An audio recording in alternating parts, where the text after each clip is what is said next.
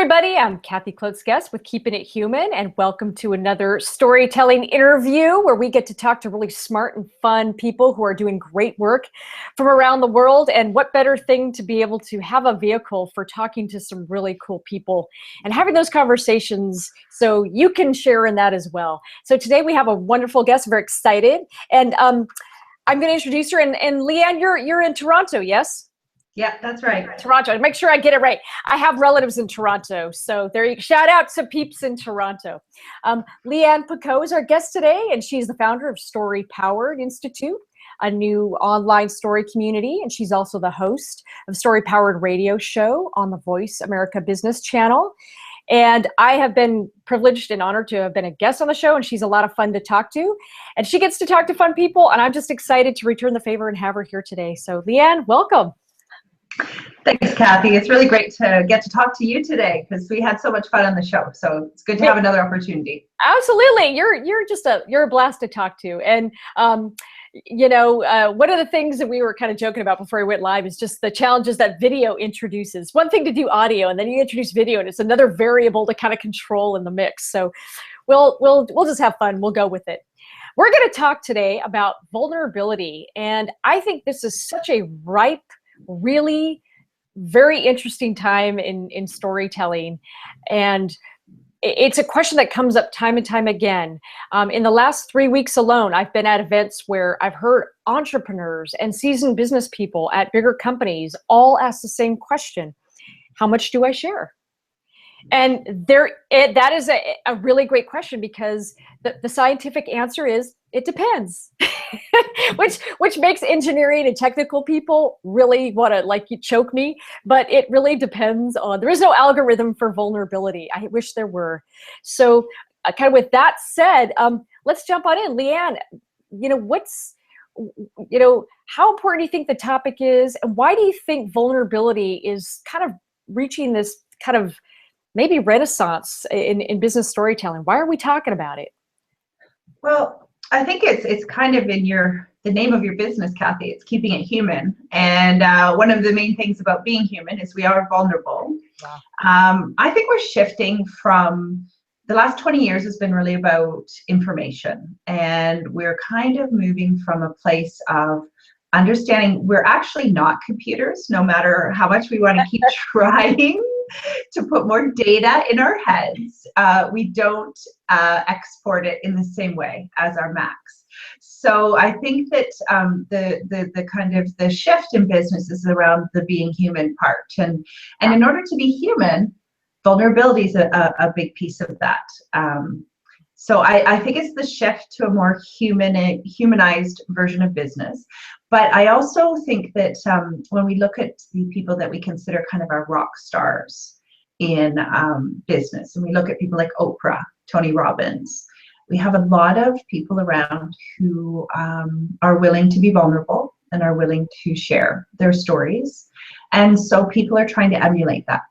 Yeah, I totally agree. I think the humanization of business is such a driving force, and it's also interesting to me that you mentioned these powerful names like Tony Robbins and Oprah. Certainly, and Oprah's done it probably better than anybody I know in bringing her personal vulnerability into everything she does.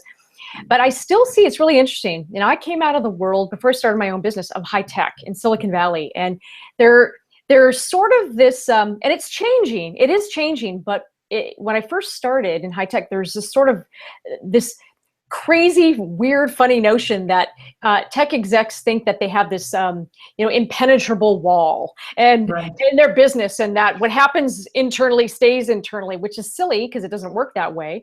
But there's still a little bit of a vestige of, well, we just don't share those kinds of things because yes. we're a serious business. And I kind of have to laugh at that. Are you seeing more serious businesses and their founders be more open and vulnerable? Yes, I think you're absolutely right, and it's in lots of different professions. It's the accountants and anybody associated with health. Yeah. I think that we're also shifting from the expert model. So there's a piece around the leader being seen as expert in technology, in any kind of finance, anywhere else.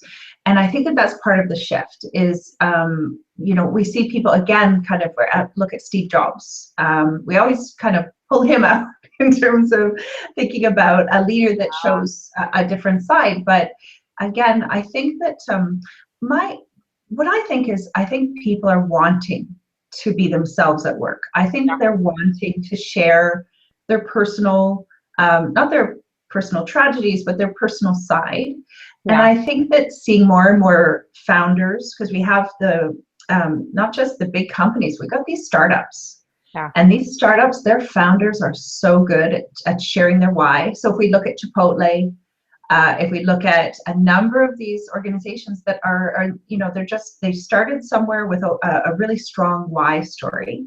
Often though, it's tied to their, it might be their own personal journey with work, might be their personal journey with technology, whatever it is. And they've opened the door. And so I think that the startup folk who have to kind of, they have to engage people early on, and they have to engage investors, and they have to have strong story as to what they're doing, why.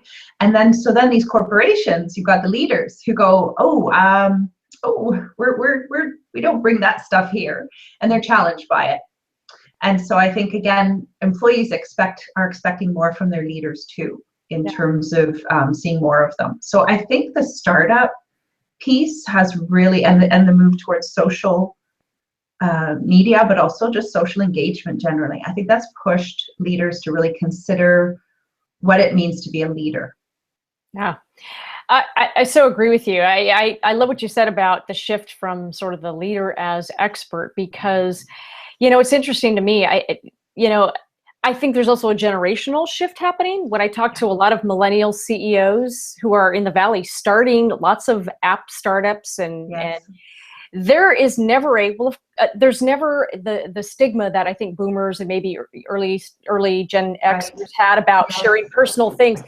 Millennials are like, well, of course I'm going to tell that story about my failure, or about.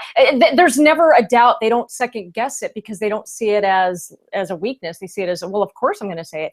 And I think you're right.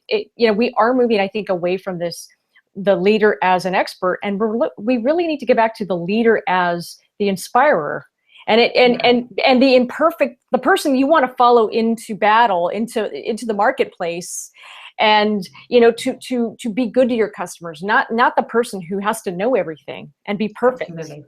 And I think that there is that generational thing, but it is funny still how different it can be. There are still older CEOs that I talk to, or older founders who have had to really readjust their sense of how much do they share, because those younger CEOs just don't mind. They expect it.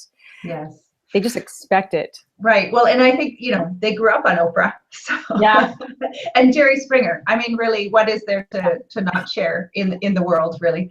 So I would, as long as you're not married to your cow, we're good, right? Like, this is the thing, is that the kind of, I think that the barometer has changed in terms of what people think is too much.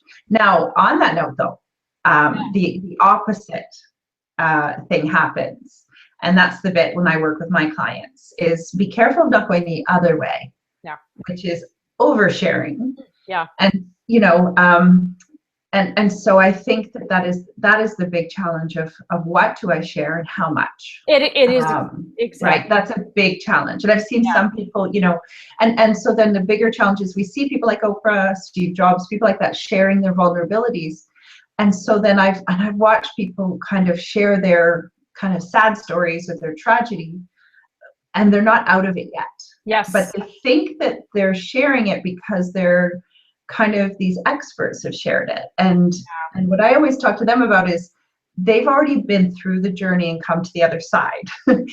You don't share when you're in it.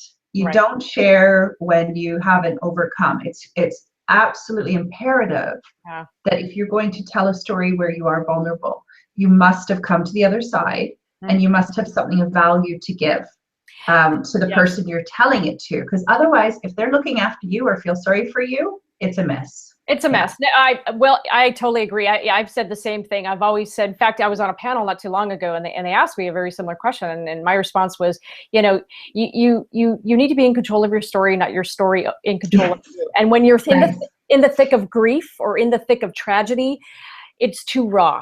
And the point of sharing a story like that is just to send the message to the audience: I survived. I'm stronger, and so can you be, versus feel sorry for me. And it's exactly what you said. And I've had to say to people, you're not ready yet. And you're not ready because when you tell the story, it puts the lump in your throat, and you need to get, they're kind of shocked when I say that, but it's really important that the audience sees you as empowered as a storyteller and not a victim. Yes. And the victimization, if that's where you're at, I tell people, don't go there.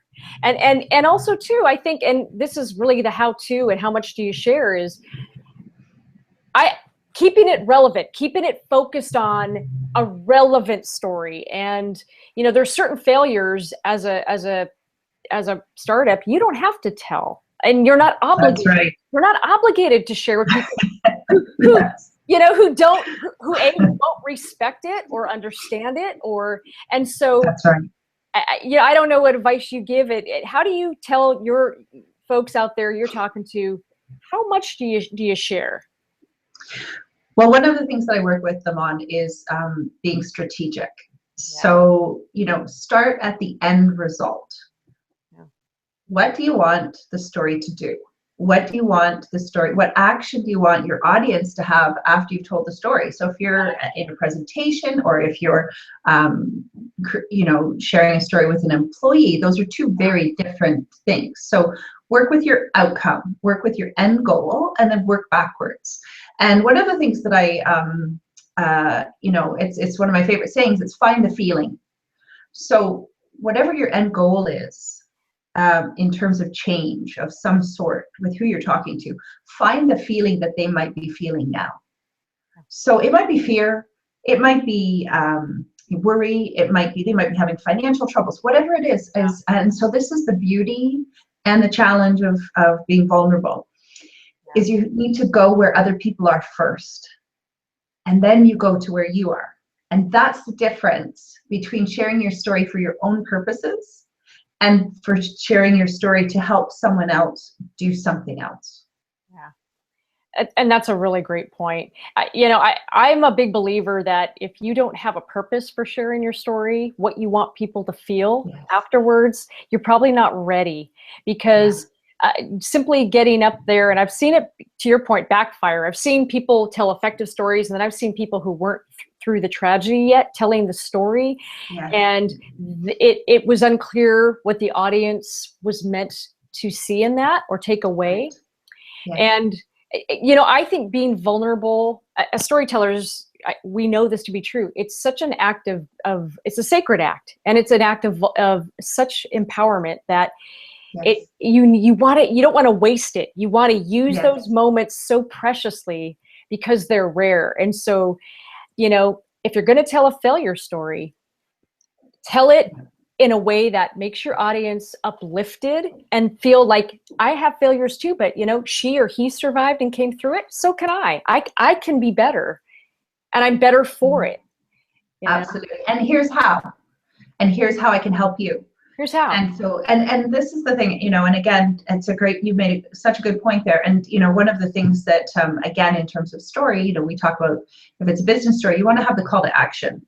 So the other thing to pay attention to is if you're sharing a story about being vulnerable, and you have the kind of the arc that, and this is how I overcame it. Sometimes it can be a you know, lump in the throat story, but you know, you're through it and you're going to get to the happy ending. But be clear what you want your audience to do and tell them, because one of the things that the power of story is that emotional journey, and it's fabulous. It is so cool. And like, you know, we talk about that. However, there's nothing worse than being taken to a vulnerable place and then taken to the joy of change, and then sitting there with that and not knowing what to do next. It's a really important piece. If you're going to tell your vulnerable story, again, get clear about where you're taking your audience to next and what you want them to do. So again, whether it's buying your book and find out more, or whether it's your employee and saying, you know, I had that happen too, and so I recommend that you do this. But be really clear that you don't leave them hanging, because that's not a comfortable place. So even if you've taken them through the overcoming, you wanna direct them so that they know where to go next. Yeah, absolutely. And again, some stories don't need to be told. There is a there is a power in saying, look, it's got to be relevant to the point that I'm making. You know, if you are at a and I've seen this happen at panels where somebody is asked, you know, what's your biggest failure? And I've seen people tell these really powerful stories. Yeah. And I've also seen people not quite go there. So if you're gonna go there and tell a story about a failure, don't make it you see this happen all the time. They turn it into a cheesy job interview. Yeah, well, I think my greatest weakness is actually that I care too much. Don't do that. And I saw this happen on a panel. I'm not even kidding. I saw, and every entrepreneur who was successful was asked about it. And I remember this one gentleman had an opportunity to really just be honest with God and say, yeah, I screwed up. You know, I tried a bunch of businesses and they failed, and here's what I learned. But he didn't. He turned it into one of those Trump-like moments of, you know, I was wrong because one time I thought I was wrong and it turned out I was right. And it was like, you know, no. So, it's like, I wanted to slap him. I just wanted to slap him. Because you really, if you're going to go there, do it. Do it. Yeah. Yeah. And it's funny, I've also seen, that's hilarious because it's true. It's kind of like, and again, it's kind of like, yeah, sure, I'll tell my failure, but I'm not going to stay there for very long because, you know, the audience can sense the discomfort. And that's one of the things that I wanted to say. Actually, one of the big things I wanted to, and I always say to my clients is, feeling vulnerable is different from being vulnerable. Yes. So if you still feel vulnerable about the thing you're talking about, don't tell it. Don't tell it. And what I mean is if you're still, and kind of just going back to what you're saying, if you're still in the story. So that guy felt vulnerable about sharing a failure, and he felt too vulnerable. And so like you say, he couldn't do it. He couldn't do it in a way that resonated. And the other one is about victim. Like that's the other thing is I've watched people kind of say, yeah, I'm going to tell my vulnerable story. So this boss did this to me. And it's kind of like, you must own it and take responsibility for yourself. And that's a really big piece, because anytime you tell a story about a vulnerable time or a place or something that happened for you, if you're blaming somebody else, you're still in it and you don't come off very well. So, you know, you come off as a victim. So it is a fine line between vulnerable and victim for sure. Well, it is, and I love that you qualify that, because that's such an important point. I've always said to people, if you're gonna be vulnerable, own it, because to be vulnerable is actually to be empowered. And when you actually have a story that's victimology, you are giving away your power and you look bad. So your audience is uncomfortable because now you've basically given away your power to somebody else. So if you are going to really be vulnerable, I believe in committing 100%. If you're going to go there, own it, claim it, take responsibility. I screwed up. I failed versus they did this to me. And if you're not ready, don't do it, you know, half-assed. It's better to not go there at all than the guy on the panel who tried to have his cake and eat it too, and the audience was just like, really? You can't, surely you've lived, you know, 60 years.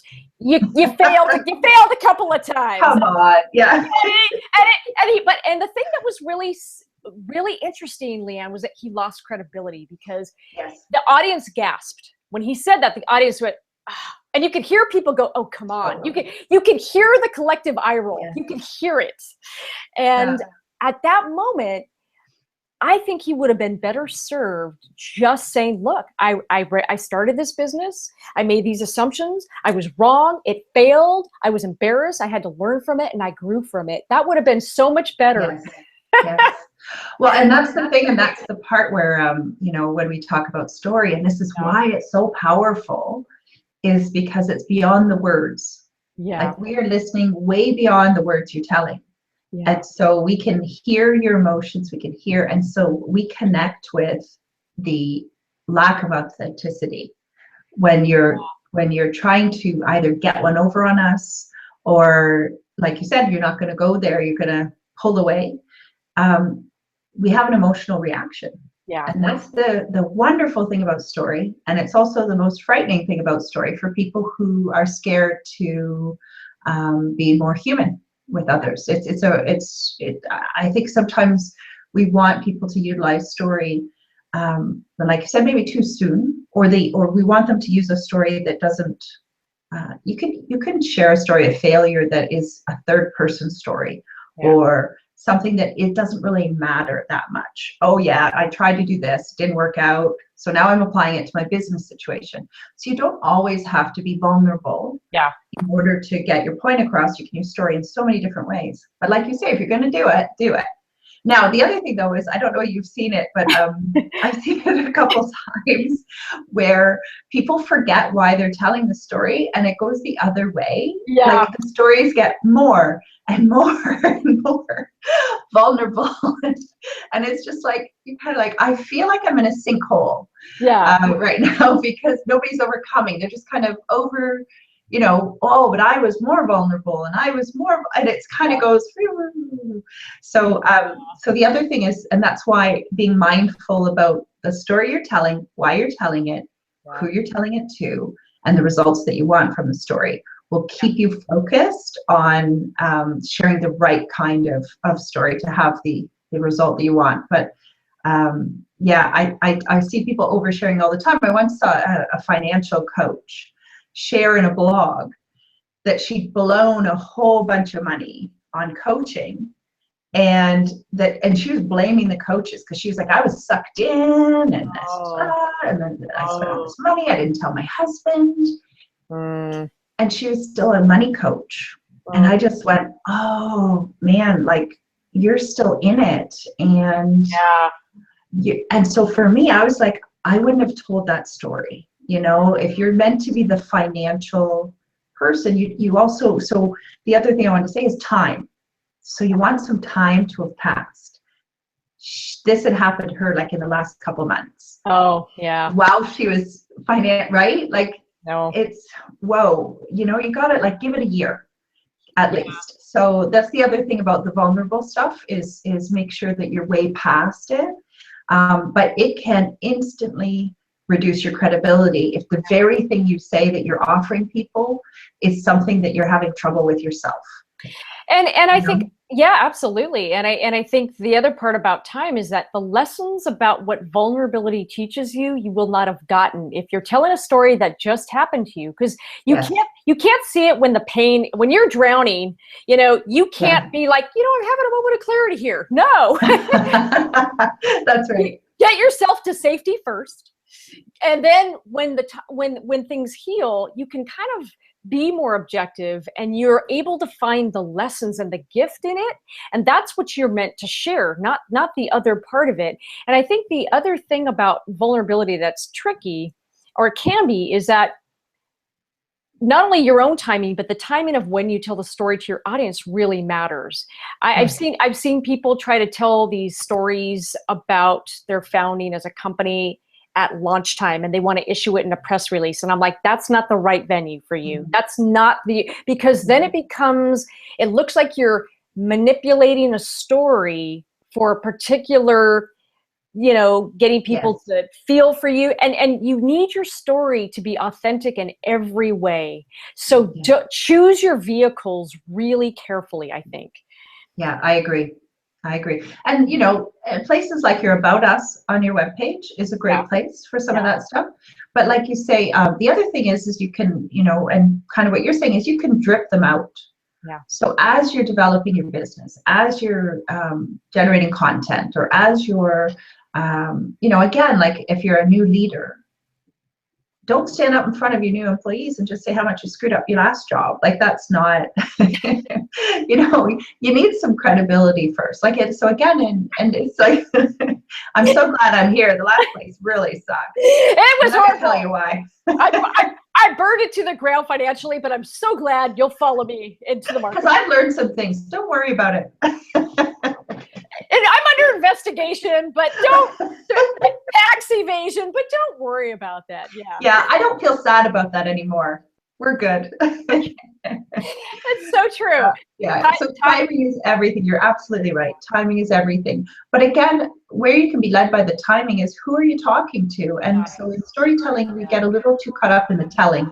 Yeah. And so what we need to do is pay more attention to who will be listening, and then that will give you your clue and your cue to timing and which story to tell. Because we have lots of stories of failure, of change, all of that. But you know, choosing the right one to resonate at the right time, that takes practice. You got to just try it out. It really does, because context, I think we're both in agreement. Context really matters. What if you're telling a story on a panel about, you know, pivoting? You know, there's a conference actually called the Pivot Conference, and it's about technology and people who maybe are trying to find another application for their technology, and maybe it failed. And the message is one of hope. So there is an opening of the kimono, and if you are going to tell that story, I think the worst thing you can do about, if you're trying to be vulnerable. And it gets back to, you know, the whole, you know, example of the guy who wouldn't go there. It's okay to get to the feelings of how you felt when you failed. I think too many, I see people get bad PR advice where somebody crafted a story and they're reading it so dispassionately. Like, you don't want to be so in the moment, you're not over it, but you don't want to be so dispassionate that it's like, yeah, I failed, big deal. You know, I'm a trust fund baby, so it's no big deal, you know. And if you're gonna do it, it's okay to be human and say, look, and it really leveled me emotionally, because I thought my identity was wrapped up in this business and I didn't know what I was gonna do. And it's okay. I think that's a genuine way to really address what people are probably feeling, because it feels pretty crappy to fail. It sure does. Yeah. You're right. It is. You can still feel the feeling of it, absolutely. Yeah. But again, you need to have gotten to your place where you can get yourself out of it quickly. Exactly. Because when you're telling a story like that, your responsibility is to the people you're telling it to. Yes. And so if you cannot lead them out of the story, you know, and so again, but at the same time, like you said, you don't want to tell it in such a dispassionate way, because again, we kind of go, you know, that doesn't connect with me. So don't bother telling a story then. Like, if you're not going to have some kind of emotional pull to you, don't bother. Just read your description, like, because it doesn't resonate anyway. Yeah. But I also think that the piece for people is around, you know, again, kind of having patience and compassion for ourselves and for others. And that's when you can kind of get into understanding that making mistakes and failing is okay. Yeah. And, you know, and we sometimes don't do that in business very well. We don't do compassion very well. So that's a key place, if you can kind of find compassion for yourself and how you've dealt with things. But like you said, it's kind of, as we get older, it's the wisdom too, not just about age, but as we learn stuff and we mess up. I always say that, like, that's what I say. I hate the word expert anyway, but I always say, if you haven't failed, you're not an expert. Yeah. So you've got to demonstrate that you've messed up somehow and gotten yourself out of it in order to have expertise, right? Like, I can't just arrive on the scene and go, I'm an expert. Listen to me. Right. Gurus aren't born in the wild. They don't just naturally appear in the landscape. That's right. Yeah, I'm a guru because I said so. Well, exactly. Well, and but I love that, because it's so true. It's like, to me, and I love that. I think more people than are getting that message, thankfully, because I think it goes back to the credibility issue we're talking about. If you're up there and you're successful, I'm willing to bet you failed a bunch of times to get there, and you have learned some really amazing lessons. And that's where the good stuff is that I want to know, because I know if in Silicon Valley, you know, everybody's failed. You know, Zuckerberg's been very open about pivoting on Facebook. And there's a lot of, you know, Elon Musk has talked about things, you know, before he was successful, he failed. That's such an important part of being able to understand what those powerful lessons are. And anybody who doesn't, who's an expert, but won't talk about failure to me has a real credibility problem. Yeah. And and they don't get me then, right? Yeah. And that's the thing about the vulnerable story and the feeling stuff. Yeah. And there's a joke, and it's a visual joke, but there's a joke of a doctor. There's a guy sitting in a hole and he can't get out because it's too deep. And a doctor walks by and he says, "Help me out." And the doctor throws down a prescription, says, "Here you go." And then somebody else walks by, or I think it was a priest or a minister, and they say, "Help me out of here." It's maybe a bad joke. They say, "Help me out of here." And the minister says, "I'll pray for you. I will pray for you." And then the third guy comes along and he says, "Oh, can you help me out of here?" And the guy jumps in. And the guy in the hole says, "What are you doing now? We're both in here." And he said, "Hey, I've been here. I can help you out." Yeah. Yeah. And I kind of like that. It's really simplistic, possibly not the best taste. However, it's like, it's that thing about, if you haven't been in the trench, how the heck can you pull me out? Exactly. And being in the trench generates emotions. It generates feelings of fear, feelings of anger, feelings of feeling vulnerable. Yeah. You cannot say you've been in the trenches without having experienced vulnerability. Right. Yeah. So, you know, if you're going to connect with people, and like whether you're a leader, an entrepreneur, or even like you say, like a tech startup trying to solve a problem, if you can't kind of share the problem and how you got out of it yourself, then nobody's coming with you. Nobody's coming with you. Are there brands out there that you think of that do a really good job, Lianne, with being vulnerable? Because, you know, I'll be honest, a short list comes to mind, not a long list, which I think says something about the fear factor around vulnerability still. Yeah, I agree. It's a short list. It's a short list. I think that they're keeping it more personalized. Yeah. I think that there's still not and you know, technology, things, finance, there's not a lot of room for making mistakes. Yeah. And I find that my background's in the nonprofit sector, same thing. You know, there's not a temperature for screwing up, because if you've messed up, you've lost some money, probably. You may have caused pain to other people. You may have, you know, failed your whole business. You might have had to fire a bunch of folks. So I don't really, I don't have a big list either. And I can't even think of any that I think overtly embrace it in a way. Like the leaders, however, when they're starting to do it. So like you said, with Mike Zuckerberg, and then again, we go to Steve Jobs always, because he's just so, I mean, in a way, the fact that he died is a piece for us where we understand his vulnerability. We get in touch with it. He was not well. He was treated badly at Apple. Then he was treated well. Like, his whole story kind of shares it, but the brand itself does not embrace the vulnerability. No, there are a few brands I can think of, and you know, I think not a whole lot, but one of the things I see, like JetBlue. JetBlue has always had problems, but they've been pretty open about their capacity challenges. They grew very quickly when they started out, and they did not have the fleet to support the demand. And, you know, I've talked about this. They did a very good example where they were forced to say something because people got stranded on the tarmac for like 8 hours without food and all this other stuff, and they couldn't get out of the plane.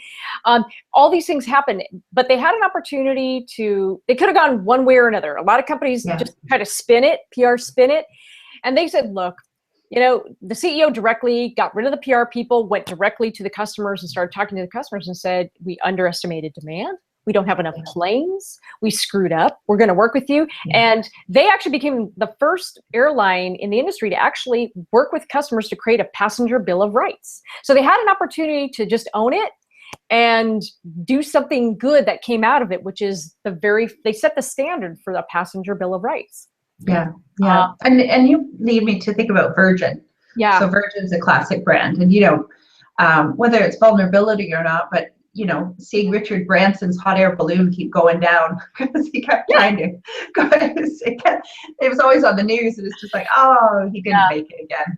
Yeah. So we Yeah. kind of play that up. But, you know, in current news, I mean, when we look at Volkswagen, Yeah. and what's happened for them, I may have missed it, but I haven't seen anything where they go, wow, did we ever screw up? And are we ever sorry? Because we really, we know you bought our cars based on a promise and we messed up and we're going to make it right. Haven't seen that yet. No, you haven't. And that's so funny you say that. I was just thinking this morning when I saw the news about Volkswagen, there's a brand that I actually think has handled it arrogantly. I think they've gone the other way. I heard the CEO quasi-apologize, and he also qualified it and said, well, I didn't know anything about it. I wasn't CEO then, so, you know, whatever. And I think, look, I get trying to distance yourself personally from something that you inherited, but I think what it says to Volkswagen owners is, you know, I'm covering my butt. It doesn't say anything about that I care about you. There was no unequivocal apology, and it made me cringe. I actually was like, if you're going to apologize, do it right. It's not that I'm sorry you misunderstood me. It's you know, I hate that. I hate that so much. It's awful because it's a slap in the face and it's not real vulnerability. And you're right. I think they could do so much more to own it, and they haven't. They just haven't. Well, and they should watch like BP when that oil spill went down. Same thing happened. Yeah. Took them too long to apologize. The guy did it arrogantly. Didn't take ownership. Very arrogantly. So, you know, again, those are really key moments where vulnerability would be, it's expected, in fact. It is. And yet you see companies like Lego. Lego is one of my favorites, and they have been vulnerable, but they're all about play. And what I loved about it is when they were facing some tough times about 10 years ago, because almost video games, kids stopped playing with Legos. They were playing video games. Video games almost killed Lego. Yeah. And Lego was very open about it. And the people who helped save Lego were the people, the programmers and developers who around the world grew up with Legos themselves.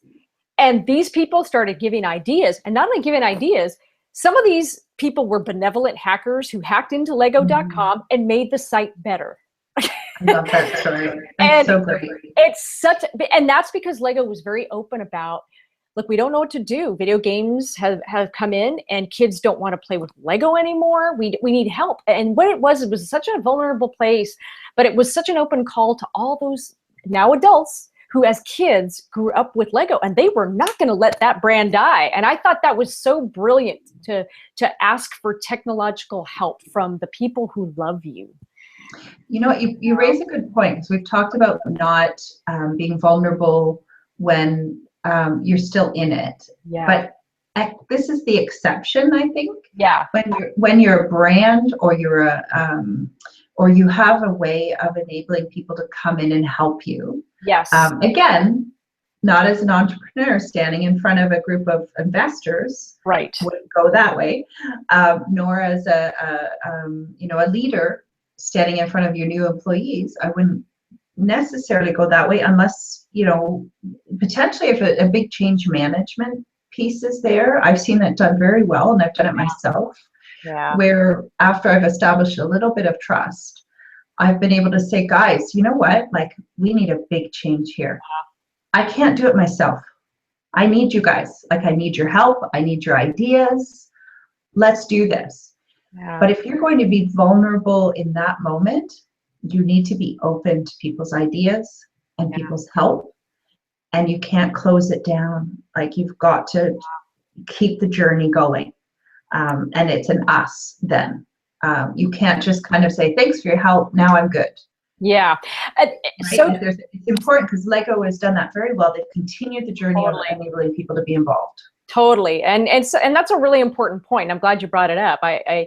You know, your point about it is different for an entrepreneur to, if you're still in it, be careful. But a brand, that's the right time. That's the perfect time to be open and honest and transparent with your audience and say, we're not sure here. Things have changed and our ability to compete has been compromised. And so we're looking for ideas.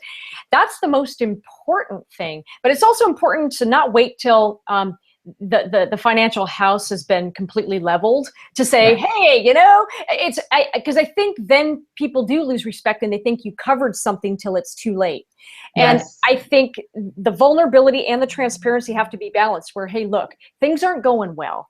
Right. We're not in total disarray, but it's headed that direction. And so we're calling on you, our loyal fans, to help us. And that, I think, as a brand, you're right. I think that's a good time. But be honest, if you're going to ask for help, be honest about the situation you're in, because as we're seeing with all these other car companies that have lied about stuff and problems they knew about, the worst thing in the world is to just cover stuff up and then later there is no being vulnerable because you lied. That's right. Yeah. Well, and it's absolutely right. And I think too, going back to your point of, if it's a save me, we're back in victim mode, right? Like if it's a save, it's different. Which is why, again, just going back to the Volkswagen, they're in free fall, right? Like people don't trust them anymore. And so when will they be vulnerable? When they've splattered on the ground and have no more? I've watched enough cartoons to know that they get back up sometimes. They do. It's not Roadrunner, my friends, it's Volkswagen. So this ain't Acme Corporation. It's not gonna so it's, you're right, there's a time and a place, and it is, and again, this is a skill. This is not just somebody turning up and leaking all over the place. Right. This is a skillful sharing or asking for help. Like it is again, context, time, place, audience, moment in time. All of these things kind of come to be part of it. Now, the other thing is just around, for me, when you're sharing your vulnerability and when if you're a brand, you still want to hang on to your big story. Yeah. You still want to hang on to your vision. Yes. As to what you could achieve and what kind of difference you're going to make in the world. And whether you're an entrepreneur, a leader, or a brand, hold on to that. Because if you ain't got one of those, it's really hard for us to be part of working with you or following you to somewhere. Right? Because and that's why I always, I cringe at the business coaches who say, you can make a 6-figure income too. And I say, oh, what? Like, no, that's not a story. It's and it just goes straight to our vulnerable, I'm poor story. And I don't like it. I think it's invasive and I think it's manipulative. Yeah. But if you want people to join you and you want them to come along with you, keep your big story going. Oh, well said. No, fully agreed. If people don't know where you're going, they're not going to follow you. And I think it's really important, even if you don't have all the plan figured out, that's okay. That's human. It's human. Things happen. Right. But if you have a vision of where you want to be, and, Lego didn't know how things were going to work out there for a few years, but they still believed in play and their mission never wavered. Never wavered. It's still about play. It's just that the tools and the way people play has changed. Yes. Well, but, and I can tell you, as the mom of a 9-year-old boy, I am a shareholder. Like, I feel like a shareholder. Me too. 7-year-old boy. I personally, I heard Lego say that there was a shortage of bricks, and I said, I know my son caused it. We'll get them together, and they can create their own new. They can. But it is such a great example of a company. It's a fantastic example. And also, not to be too cheesy, but their whole thing is about building and creativity. Yeah. And putting things together. And, so it is a story they can get on with. And I'll share one of my personal experiences recently. So I just launched my online story community. It ain't perfect, I have to tell you. That was me many late nights putting stuff up.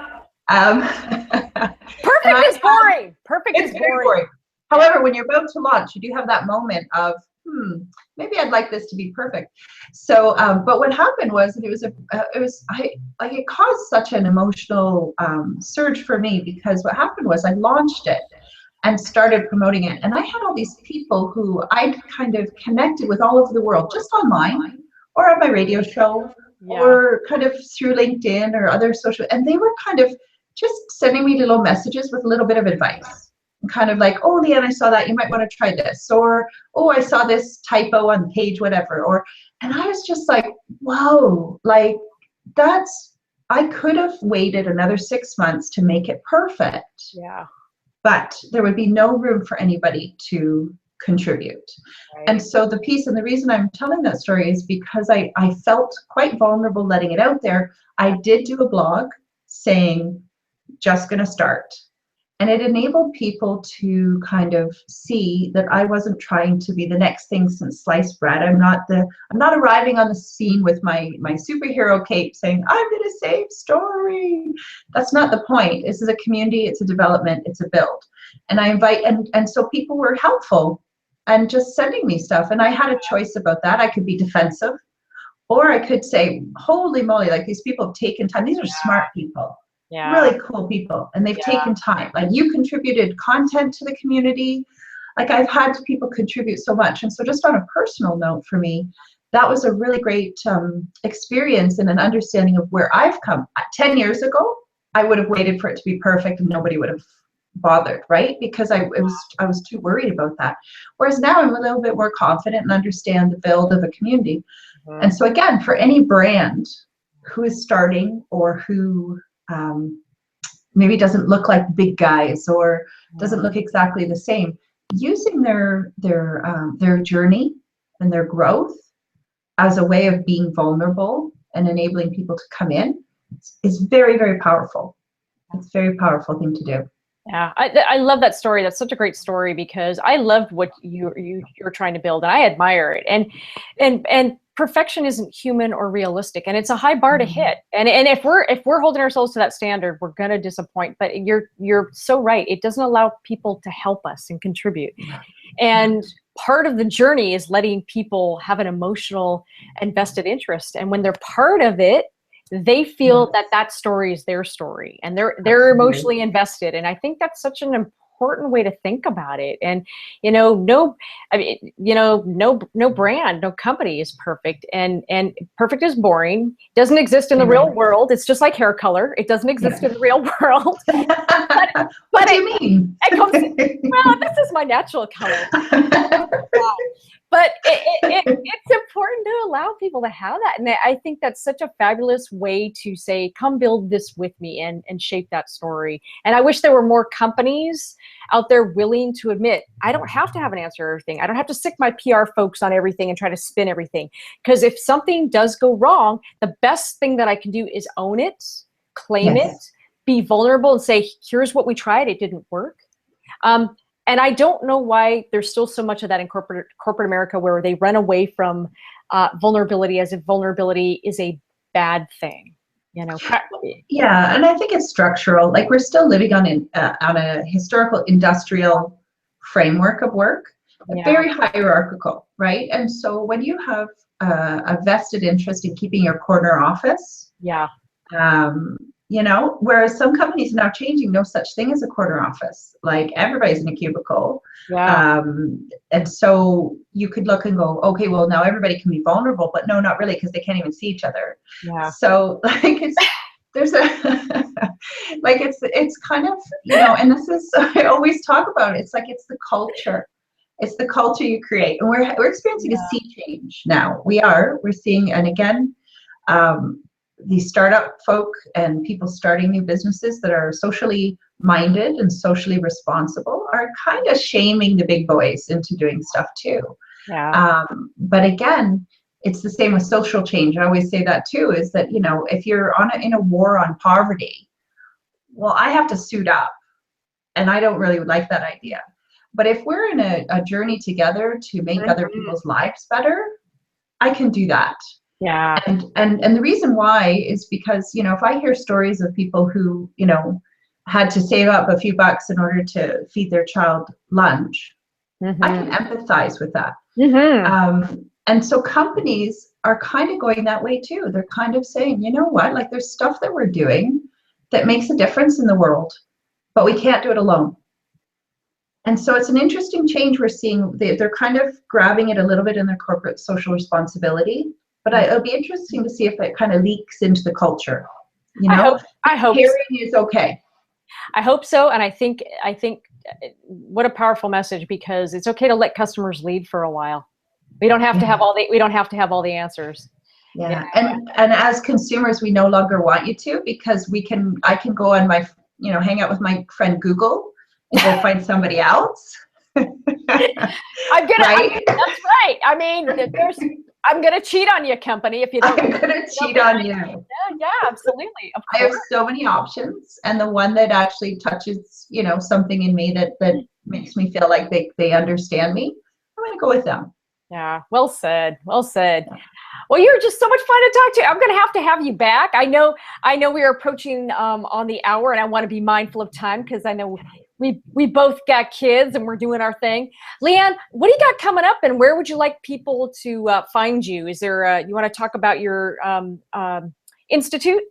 Oh, yes, please. Yeah. So it just launched. Yeah. So it's at storypowered.institute. You can become a story friend for free. So my thing is about accessibility. So, come and hang out with us.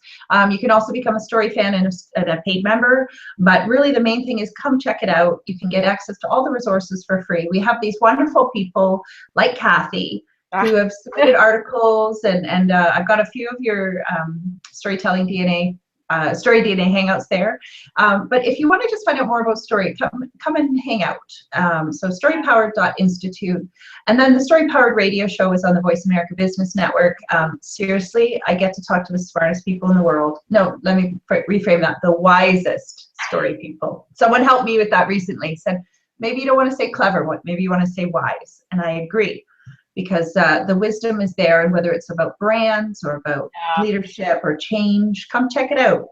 See where you can try story, and just come hang out.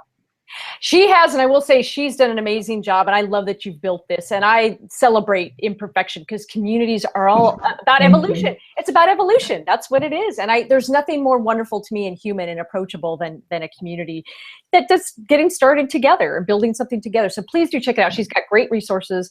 She's a lot of fun, very smart, and do check out her radio show, because I've had the pleasure of not only being on it, but listening to some of her guests, and it's always fun. They're always really insightful conversations. So wisdom in abundance, let me tell you. Thank you, Kathy. Oh, my pleasure. And I am Kathy Klotz-Guest, and you can find me at www.keepingithuman.com, which is what we try to do with everything that we bring you. So you can also find me on Twitter at Kathy Klotz-Guest, because I'm clever like that. So Lianne, it has been an honor and a pleasure. Thank you so much. It's a pleasure. Thank you, Kathy. It's always fun to talk to you. Amen. We'll see you soon. Bye-bye. Bye.